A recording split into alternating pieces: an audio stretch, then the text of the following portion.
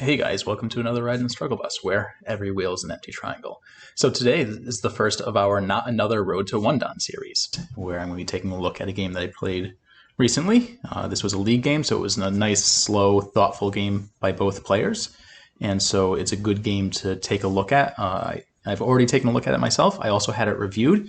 And so now we're just going to be going over it here. And the main goal is I want to focus on a few things that can be applicable to other games, specifically, games that I'm playing in the future, things to look out for and whatnot. So maybe variations that I missed that I should take a look at, or common things that pop up. And so I'm going to start just by going through the game and what my thoughts were at the time, and then we'll go back and take a look at some of the mistakes that I made throughout the game. So I was black this game. And did my typical, see if he'll let me do the mini Chinese. He approached the top, did a high pincer. We did this variation. He then pincered my D12 stone. I jumped into the corner, and we did this variation. Everything's pretty normal so far. He played the cap there, and I approached his other corner. Looking at this during the game, obviously, we can consider any of these approaches, right? If we want to go for this corner, I typically prefer to approach a corner as opposed to build upon mine. That's just my play style. In this situation with the F3 stone, I saw the lower side as not as important, so that's why I approached from this side. He backed off, and so I did the attachment, and he did this move, which I guess I'm not familiar with. And at the time during the game, I'd actually watched a stream like a few days prior, and somebody had mentioned that in this situation, this is the move. I believe this is an option, right? Because if they Atari, we connect, and they Atari, we Atari. They capture. We've got this ugly shape, but then we can extend off of it. But unfortunately, I didn't. I didn't research that or anything. This was just something that I remembered from a random stream that I was watching, but I also had no idea who was telling me that, right? Could have been somebody who also doesn't know the things, right? So, but I did mention on stream that this was the potential move. I did come back with this shape, which is a shape I'm familiar with. And then the game continues on. He jumps into 3-3. I block what I consider the larger side, which is the top side. I extend again to get Sente, and then come back and get this move that I've been wanting for a bit, which is just to help this stone out a little bit. At this point in time, he decided to jump into the corner, and I took this turn. And he then fully took the corner, and I went and tried to secure the top side a little bit. He then immediately descends to R18, and in the game, I didn't want to answer this move. Typically, the early second line moves you're not going to respond to. But in this case, I did just play the stone, which kind of, commits myself to some points here. So since I've put that investment in there, it might be worth protecting the investment. But I did concede the fact that I had just played L16, so it's not that I'm committed to the top, but I've already reinforced it, right? I've already put some investment into this top. So because of that, I did decide to block. And then he went and took this pretty large move, and I did a little flub here. This is bad shape. And we'll get to it later. And then I decided to press down on his top group. He plays Tengen, which caught me off guard. I thought that this was a little strange, but I was concerned with what this area could turn into. So I decided to go reduce that a little bit, connect back. He blocked, and then I followed up on my threat of this shoulder hit, which he did not respond to. And we went and did this, and I was pretty happy here. And then decided to now that I've got these stones here, I can try to grow this side while also reducing his bottom. And I think all this is fine. Again, he came back. I was pretty frustrated with this because I didn't want to answer this move, but again, I've already put the investment in there. It is the largest area of points for me on this board. Which is ironic because at the end of the game I ended up getting no points up here. But I did answer this, and it was funny I always want to play this move, but in a lot of my games I've been getting in trouble with not just doing the solid connection because of the Aji. Not that he would play this move, but later on this might become relevant. And so I attached here, and the irony here is this is just a much obviously this is better shape, right? So it does come back to bite me a little bit. He then cuts here, and this is probably the biggest mistake for me this game, is I pushed this out and needlessly got white stronger than he needed to be. And so what I should have done is just jumped out, make this group nice and strong, and ask White, what are you actually going to do with this stone, right? His stone's pretty far away from K10, which is his closest buddy there. And so if he comes out, we can just continue to chase this stone. And so I should have just kept my groups nice and strong so that I could attack his stones while netting profit of secured territory on the right-hand side, and most likely also secured territory on the top as I go and chase this stone. I pushed this out and needlessly got white stronger than he needed to be. I then decided to press down on this group. He took the turn. I followed up. We did this exchange, and then he played here. And I guess I lied. This is probably the biggest mistake of the game because I've got Sente here, and I've got this cut that I need to protect. But I was really hyper-focused on this cut here, right, to separate his groups. And so during the stream, I actually remember I was like, oh, I can play a move around here, which will really threaten this cut. It'll reinforce it, and that's what I'm going to do. And then the second I played this move, I was like, oh, wait a second. He just has this cut here. So we're definitely doing something over here because I need to threaten the weakness between these two stones, that elephant eye. So let's play here. We're looking at this. Oh, I'm saying, oh, I've got this weakness. And then I said this all along. I was like, oh, if he cuts here, I can just give up those two stones. But if I give up those two stones, then this group isn't weak. And now all of a sudden, this group's gonna be alive. And so I just conceded the fact that I messed up, gave him the two stones, and then continued on with my way. And I think I tried for a little too much with this move instead of coming back to something like a peep here, or perhaps just taking this Hane. But I came down, he immediately cut me, and I decided, I could have fought this. I looked at this during game, and didn't like what this looked like. I really want this peep to do something, but I don't know if it does. Play it here. I just don't know if that's just way too dangerous of a fighting situation. And so I gave it some thought, and I decided to stop here, and I did some counting. And my counting showed that I was up, not by much, but that if I gave up these three stones, that I was ahead this game. I still stand by that. I do think Black is still ahead if we give up these three stones. AI disagrees, but for players in the 1K range, I think Black is still ahead here. So I decided to give those stones up, which I'm sure White was more than happy to do, because I part of that was I'm going to get Sente out of this. I'm going to be able to highly reduce this area, and so the game just kind of continues on a bit. Nothing too crazy here, except that he gets really good reductions on me in this area, mainly because I ignored this move. Right, I decided it wasn't big enough, and I was going to take this turn.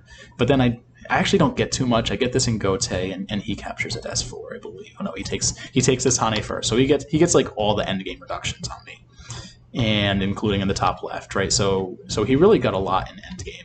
And so yeah, here like this move is annoying, and it's way less annoying if this stone instead of being here is here. Right, and so this kind of comes back to, this is where I said it comes back to bite me a little bit, because we end up just getting like no points here. Anyway, and then here I think like this is probably my last chance here, is I go and take my reductions, and at this point in the game I really need to save M2. But unfortunately, I decide that this is bigger, even though it is not bigger, and he gets M2. I then Atari this, and then don't follow up. Right, if I'm going to play this move, then I really should be, I should be following it up, or just not playing the move. And so I think ultimately, there were plenty of opportunities to win this game, but I think this was the end of it once he got M2. And then we just kind of do our jockeying for end game position. Nothing too crazy. And I can honestly just skip to the end, what the board looks like at the end. White ended up winning by Comey, so definitely a close game. closer than this board looks. Actually, this looks like white's in a pretty good shape. But yeah, white only ended up winning by 6.5 points. So definitely a close game. So let's go back and take a look at the few things that really stood out for me, in terms of what I can, work on. So before we get into that, one of the things I've been trying to work on is I'm typically a pretty passive player, which is interesting because I enjoy fighting. I just typically don't start the fights. But I'm more than willing to fight a fight. I'm a reasonably strong fighter, but I still play passively. So it's something I've been trying to work on, but unfortunately it got me a little bit here. So all this is fine, and yeah, all this is fine. And I'll take these marks off. So at this point, there are actually a couple things we can consider. So I was looking at this corner as being the biggest area just because it's the one of the last corners. But really, there's a lot going on this left side. If we immediately jump out, we can pressure those 3 stones. So this is a pretty big move. We can also immediately play this move, and this is actually the move I want to talk about most this game because I'm not familiar with this move and the Aji that exists there. So it's not even something I was looking for in game. I'm just so used to this variation and that stone just kind of being there, and really the only time I've ever used Aji with it is later in the game doing something like this and threatening to connect up and seeing what kind of reduction I can get that way. I've never looked at this as the Aji, but there's really a lot going on there, especially when white has a stone that's not necessarily positioned great for this. So we could have looked at doing this immediately, but I think this is probably the better way because this really does further damage the stone and these stones. So it's kind of a splitting attack because now b6 does become a lot more dangerous with d9 there. So the first big takeaway is understanding that.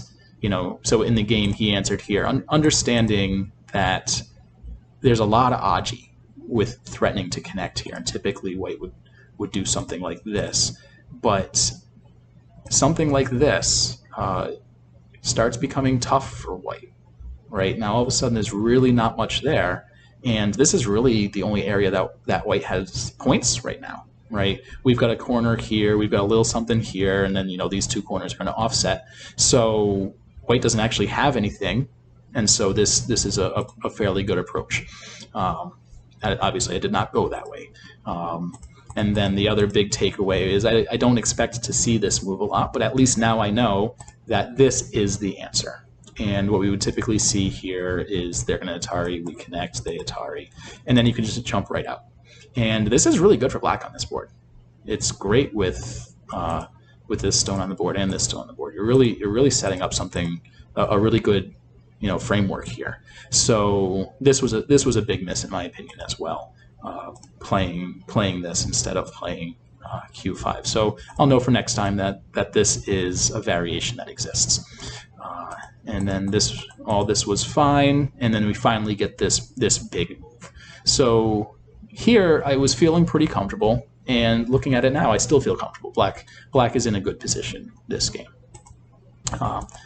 And then I take the turn, and he continues to go after the corner, which is fine. It's takes the corner away, but it does so in Gote. And here I should just ignore this move, and I know better. It was tough, right? I have a video out there talking about not playing early second line moves, which Q18 absolutely is, right? And so even though we do have this stone here, this is just too early for something like this. And it's not to say that this is a Gote move. I should respond to this. You just don't want to respond to it with Q18. We should look for what the best response is. And in this situation, looking at the whole board, right, we've got these stones set up here. We can really just keep white low while threatening a big moyo here. And what are we afraid of? We're afraid that white's going to come in here, whatever. Then we can play this turn, and now we're threatening a big right side. We're threatening a big center. And what's he done? He's taken away 15 potential points. It's really not that big of a deal. So this was a big miss. And so even though I had already played this stone, I saw this as me kind of committing to the top. It's just too early to play this move. And so that was a big miss. Yeah, here just a simple thing. There are two options here. This is the typical shape, not the broken triangle. AI also suggested this because this cut is a little scary for white. But I think in general, this is probably the answer we're looking for. It threatens the monkey jump, and there's no response that white can play that black really wants to respond to. The big problem here is later, like, this doesn't fix E2, right? After white plays here, which is the obvious block, E2 isn't fixed, right? So say we do the shoulder hit now. He can still do this, right? And yeah, we can live in here, but this is still painful. And if we're looking to protect E2, we should protect E2, and the move to do that is just F2. But that's a minor thing. And then that's our variation. And then so here we start getting the two real passive plays that I did. And a big part of this was positional judgment. Again, not understanding, not even realizing how nasty this Aji is, especially right now, right? Like, how does white even answer this? If he comes under, so we threaten this connection. And if we connect here, white's two stones aren't gonna be loving life too much, right? So this is my biggest takeaway from this game, is just recognizing that this Aji exists for a reason. And I think a big part of it, going back, is when I'm used to this variation, it's typically this, right? And we come back, and white blocks, and we extend, and white connects. And so white, we typically see this move these days, but this is a move that we sometimes see. Here it's a little different because of the C8 stone. We still have, the Aji is still there, but it's much more stunted because of C8. And so I think that's a big part of why I didn't even look at that in this game, is that I'm used to this. But in the game, let's see where we were. In the game, that's not how it was, because he had, let's see where we are. He had a stone at D9 instead of C8, which is, significantly different. So something that I'm going to be mindful of now. So yeah, so in this situation, back to where we were. I'm done. Let's do this. This is just way too passive of a move. I really need to either push this way, right? The cut really isn't scary because these two stones are separated. So what if he does this again? We've got this Aji, or we can even just go here. It gets really ugly, especially with this cut at F4. He really has to, worry about what happens to these 5 stones. So the positional judgment got me. I thought that he was stronger in this area than he was. And so because of that, when he played this, I backed off. And so this is just too timid of a response. He gets the turn. It's pretty big. The Aji with C6 is pretty much probably already gone now with C9. So a big miss here.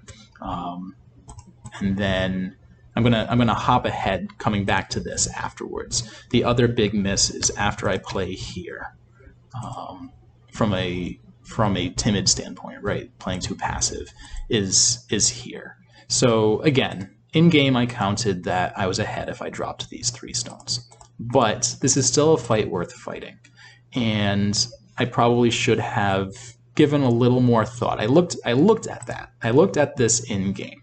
Right, I gave it a hard look. I probably spent a couple minutes on this move, but it didn't seem like it worked, because I was looking for connection. I was like, oh, this doesn't connect, and it doesn't. But it drives a really nasty fight, and again, because of the Aji at B6, these 3 stones are in trouble. So I don't know if this is a fight that white really wants to get into, because it's already not looking too great, right? But even if it's just sacrificing those to turn this Aji on, again, I don't know what white does here. So this is absolutely a fight that I should have taken. Looking at it now, like, this is actually a fight that I want, and so I'm pretty frustrated that I missed that. I was too focused on just trying to connect and get my group alive versus, getting an understanding of if we do fight, what's that fight going to look like, and it is favorable for black. And again, I enjoy fighting, so this isn't something that I should be shying away from. So anyway, so those were the two. Gabe is being too passive moments of the game. The other obvious huge miss is this just terrible move. And again, in the game, I distracted myself because I was looking at this cut at L11. And so that's what I was looking at, but forgetting about the fact that, like I knew this cut existed.